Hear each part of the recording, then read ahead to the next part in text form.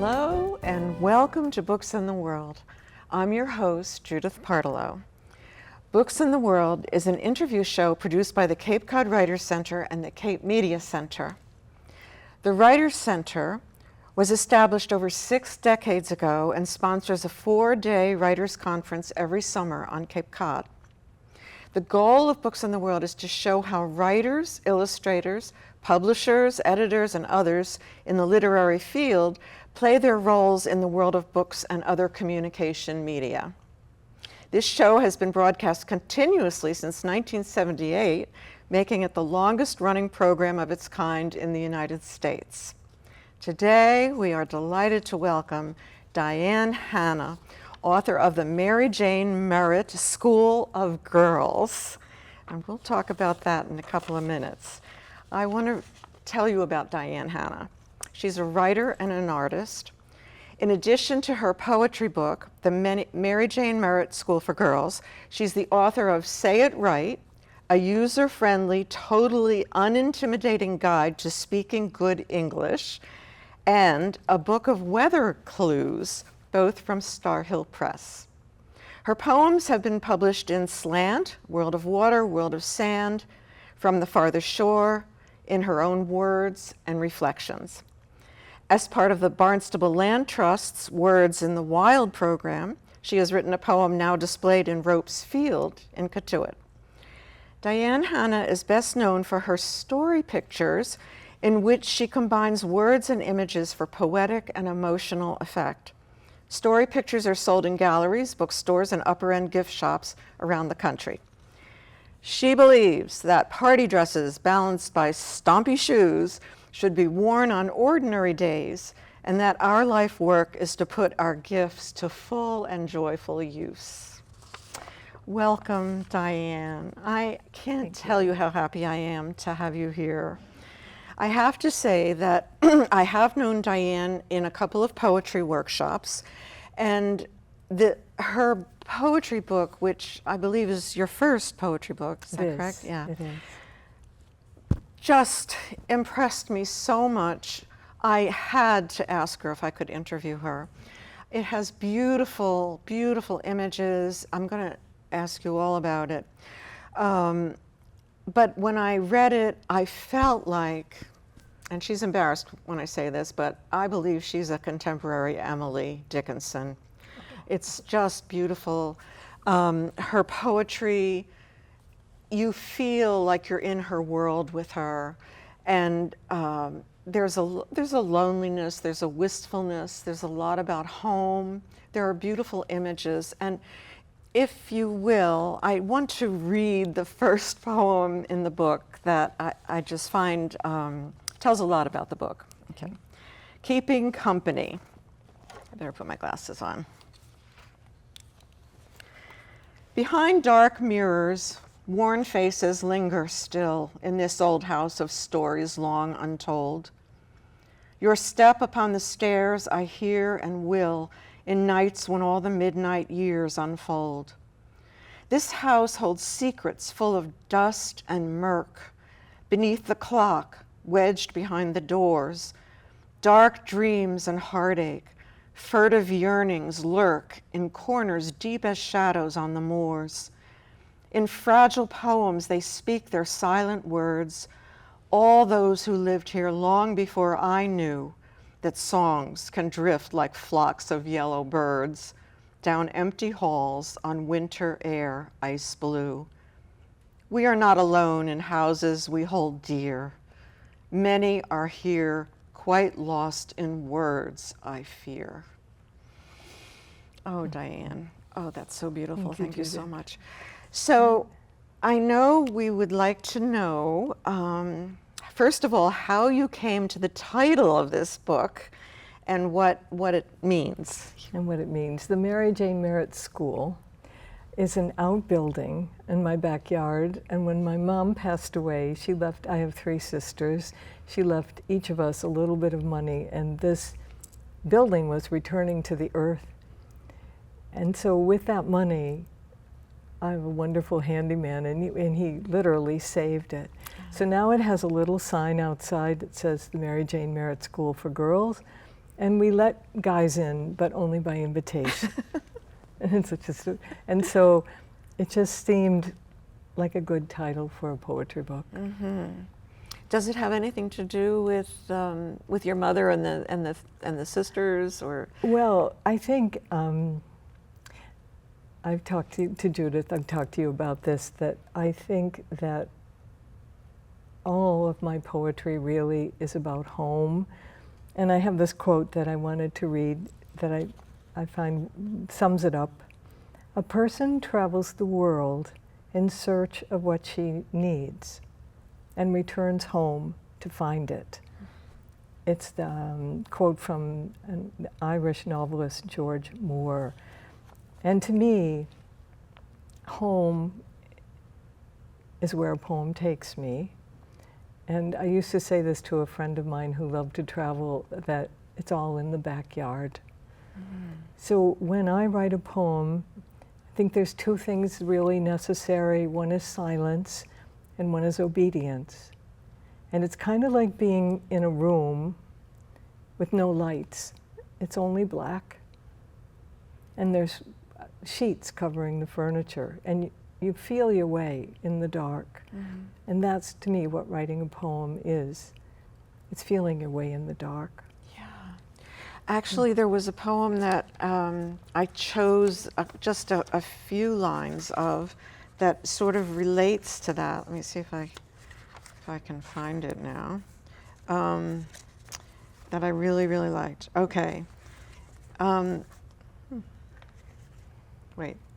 This isn't the one, I don't think.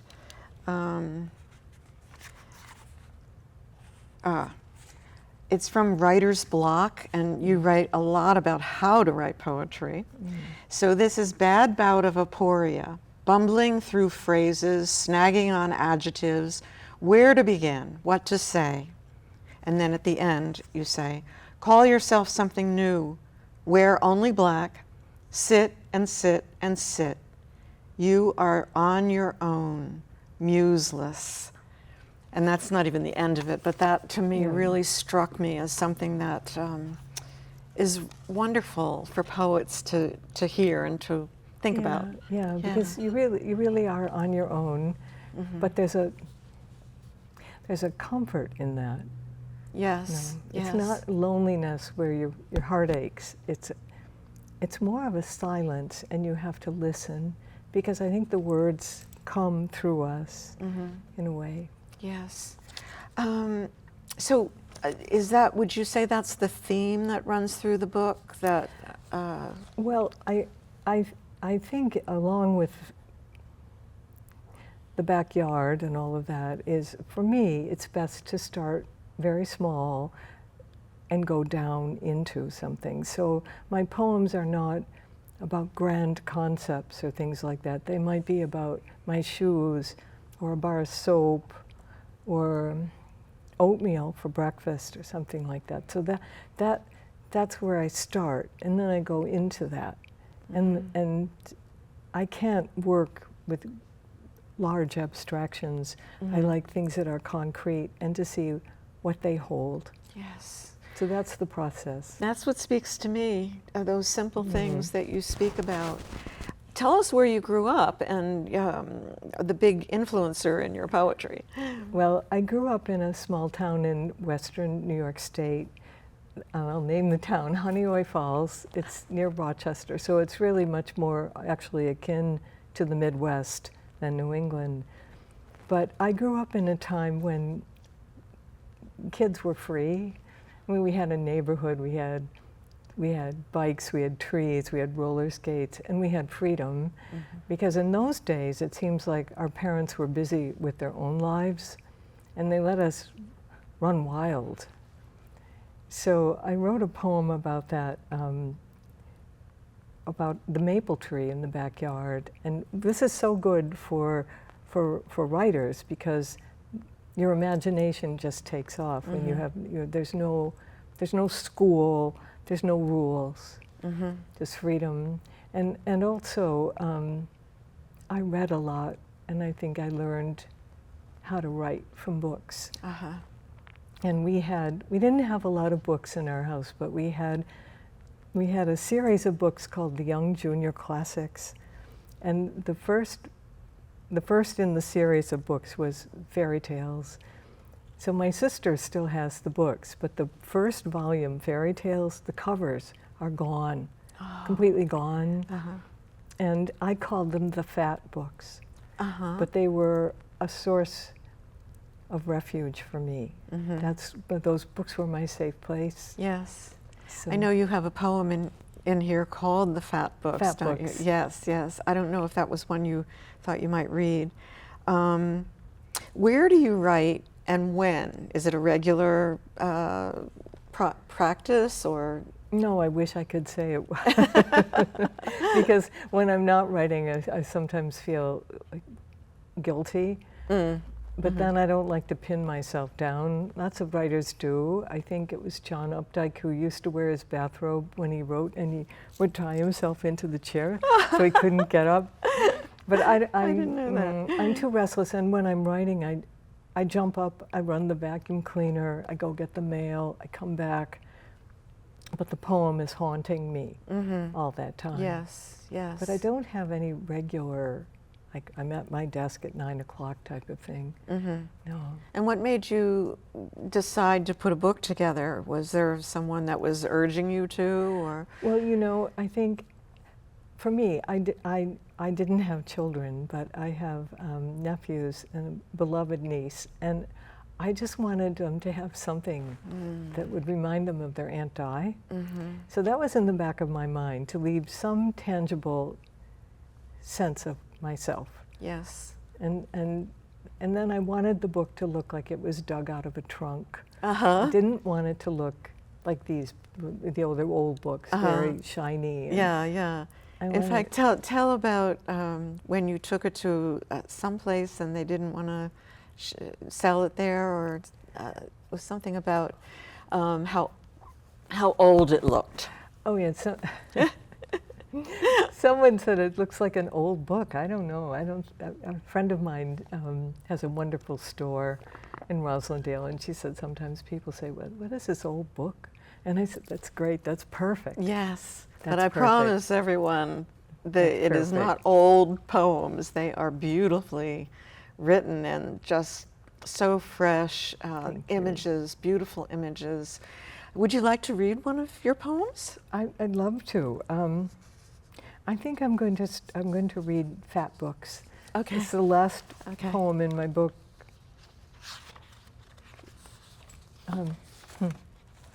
Fat Books. I was born with a wishbone caught in my throat. A congenital deficiency, doctors called it.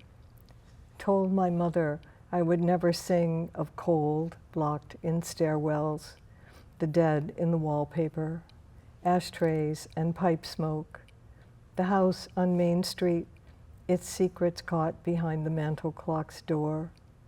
Never give voice to grandma's ledgers and ankles, taverns, waterfalls, rabbits in ditches, leaves scattering under beds, longing stuffed in thin pillows. I turned to fat books, to trolls, witches, spooky forests, followed trails of conjurers' words out past town limits to snow-white fields and empty sky. Fat books taught me to sing with a scratchy trio of deaf mutes for backup. My songs riff down the page. Poems take me through nights without accompaniment, my only audience, the heart. Beautiful. Books. Thank you. Tell us about your other books for a minute, all right? Sure. I'm so curious what they're about. Say It Right.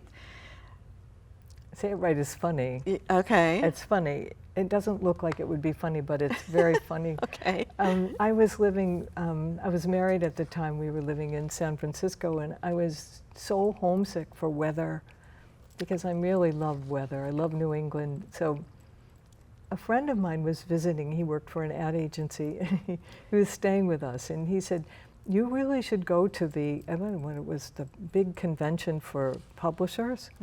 And I said, well, I can't do that. I don't have a pass. He said, you can wear mine. So I went into it, the big convention, and my button said, Robert Rabbits. And I said, well, okay. So I thought, well, I think I'll go to the small press area. That's a little more that's my speed. And I wandered around and I met these two wonderful women. They're Star Hill, Elizabeth Hill and Martha Starr, and they had a small press. And I told them how homesick I was for weather. And they said, well, we would really like to do a book about weather. So the clues, and that's how that started. And then they also wanted a book about grammar. And I said, well, grammar is so boring. What am I going to do with it? But when I was young, I loved Glamour magazine, the do's and don'ts. So I thought, well, maybe I can do a sort of grammar book with lots of do's and don'ts. And a friend of mine who illustrated it, he's no longer alive. He was a brilliant illustrator. He illustrated for Gourmet, but he was really a painter, Jerry McLaughlin. And his drawings are neurotic and intelligent, and it goes perfectly with the little book. Yeah. So I always say it's a good book to keep in the glove compartment or in the bathroom, wherever, but it's just fun. It's fun. Where can people get your books? Well, Say It Right is on Amazon, and so is the Mary Jane Merritt School. This is out of print, Weather Clues, but I still have copies. Oh, good. So somehow we can get My in touch website, with you. yeah. Oh, you have a website. Yeah. Okay, wonderful. I want you to read another poem, if you would. Okay. I just love to hear them. Oh, let's see, what shall I read? I can give you a clue. Measuring Up. Oh, Measuring Up. Oh, A poem about my mom. Scones, it's on page 10. page 10. I make a lot of scones because I love to have my friends over. I have a little yodel stove and we sit there in wing chairs and we have scones and tea. So, but scones bring me right back to my mother. She's right here. Measuring Up. Scones take half a morning to make. Every cup, spatula, whisk is involved. A stick of butter cut in, wrist aching, sticky dough thick with raisins, walnuts, churned with a wooden spoon carved in Portugal.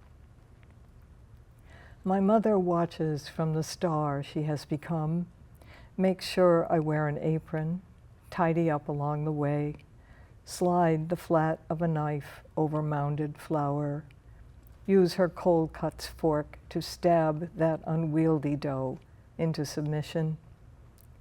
She would like me to sing an old lovey-dovey song, but I can't get my voice high enough, sweet and tender enough, and think I might choke on those silly lyrics. So I try a little Patsy Cline, lower octave, deeper hunger. How love leaves you smack dab in crazy land. Mummy's at the table, smoking a Newport Blue, humming her song, already wondering what I'm making for dinner. Diane, I love that. I love that. Thank you. Thank you, Judith. Thank you. It's so wonderful. You know, I have this book, her book, and I marked so many pages that I wanted to quote from and a few that I wanted her to read. There are too many really in this short amount of time, but there are beautiful, beautiful poems, and I just wish that you all could know how many in here are very touching and beautiful, and that you have a chance to read this book. So, the Mary Jane Merritt School for Girls poems. So let me see. Tell me what else your thoughts are about writing. Well, starting small. Let's see if I have anything about that. A couple of things. First of all, you have to be, as we said, very quiet. But the second thing in spite of the fact that I get up and run the vacuum cleaner, is obedience. So I'd like to read a poem about that. Okay. It's called Blind Obedience. In a dark, close room, feel a prickly couch, crumbles of soot, wall cracks veined like the back of an elderly hand. Hear a mourning dove's call, flap of torn shade. You are in a hallway, dusky, redolent of old pine and damp, a few drops of worry. Twilight at a lake cottage, taste of mold, dust mote, watermelon. Grown-ups laugh loud, snap open beers in silver cans. Lake water smells of earth and snails. Be blind, be still, listen hard. This is how a poem makes itself known. You are its means, its minion. Give up everything, dinner, sleep, love. Words buried in this room insist on voice, have chosen, like it or not, yours. Thank you. Thank you so much. I don't know what else I can say other than this has been just such a beautiful example of what poetry should be. It's probably something that, you know, I try to write poetry too, and I learn from you with these poems. And you know, I noticed that you talk a lot about the house on Main Street, and I just wonder if you want to talk about that a little bit. Sure. It was a big old house, drafty, coal. It had, when I was a child, we had a coal furnace, so I wrote a poem about the sound of the furnace because my mom or dad would go down early in the morning before the sun was up and shake the ashes. So the house was very poetic in its way. And my sister and I shared the north room where the ice would be on the inside of the windows. Oh my. And the floor, I remember the slap of the linoleum on your bare feet. So that house, I didn't realize it, of course we don't when we're children, but I left when I went to school, when I went to college, so I lived there a long time. And it was, the house itself is a poem. Yes, yes, you really, it comes up a lot in here. And also I did notice about the weather. The weather, you have cold winters and rain, fierce. Winds, and you just Fierce. notice these things that, Fierce weather. you know, that you're observant, you're so observant, and that's so important for a poet. Yeah, and it just feels like it's a kind of like a small world in a sense, as you said, because you don't have to go off to grand places. No, you can. You can. I love to go. I love Paris. I wrote about Paris. I love it.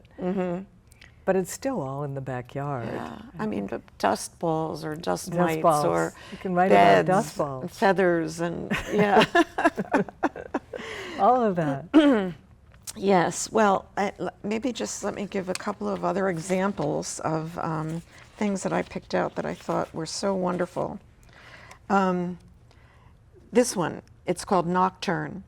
In Aunt Florence's living room, scented with roses, lemon wax, baked ham, and order, the piano, with its enticing keys and promise of another otherness, was impossible to ignore. That was one of the ones that I just really, really liked the beginning of. That's just the beginning. One that just has a title that's so enticing, Peeling a Mandarin Orange. I mean, it's delicious when you read about that. And then Uphill ends with, to that place, this is the home, one about home, to that place where golden windows beckon, that place where fears unravel, where we warm our cold fingers, that place, that home place, waiting. Oh, Diane. It's waiting for all of us, though, our home place. It is. Some people find it in, faraway lands, and some of us find it right here. Yes. At home. All right. Simpler Life. I just have to read the ending of this, which I loved. Your coffee cup has gone to Goodwill. The iron frying pan is rusting, and webs adorn its handle. Snuffed out candles gather dust. I turn the heat back and lie under weights of feathers. Do you want to tell us just a little about that? That's about losing a love, and the things that go with a love affair, and then where do they go when it's over? Yeah. Where does the frying pan go? Where does the recipe where does that go? Where does everything go? Where do you want it to go, too? It might be different from where it exactly. was. Yeah. We thank you so much for listening to Books in the World. To view more programs like this, go to capecodwriterscenter.org. And there are other places. The interviews are also available via Cape Media Center on VOD, Channel 99, Apple TV, and Roku. There are links, and just hopefully you will take a look into Diane, Hanna's poetry. She deserves to be read. Thank you, Judith. Thank you so much for being here. This was a great adventure for me. Oh. Thank you. Oh, you're welcome. Thank you so much.